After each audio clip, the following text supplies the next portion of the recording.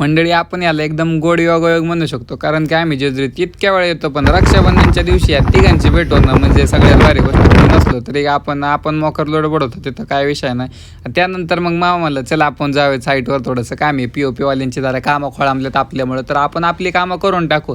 मग आम्ही गेलो साईटवरती, थोडंफार इकडं तिकडं बघितलं, व्ह्यू बघितला, आणि त्याच्यानंतर मग मी खतरोचे खिलाडी एकदम असं गेलं डकच्या इथं, वायर घुसावली मस्तपैकी त्या बोर्डात, आणि बटन दाबलं मस्तपैकी ड्रिल मशीन चालू आहे का नाही बघितलं तर ड्रिल मशीन गार फिरायला लागली. तो बंगला आहे, आमच्या आकाश मामाने काम घेतलं होतं त्या बंगल्याचं, आणि व्ह्यू तर असला दिसत होता ना एकदम जन्नत मित्रांनो. मस्तपैकी POP वाल्याने कामावर राखले, तोपर्यंत म्हणलं आम्ही चहा घेऊ, आणि त्या दादानी एक छोटा कप त्याच्यासाठी घेतला ना आमच्यासाठी मग, म्हणजे मोठा कप असतो त्याला मग म्हणतात, तर त्याच्यामध्ये आम्ही चहा पिलं. त्यानंतर मी आलो खाली, केस वगैरे विंचारली, लाईटीचे बटणं चालू राहिली होती ते बंद केले मित्रांनो, लाईट अशी व्हायला नाही घालवायची.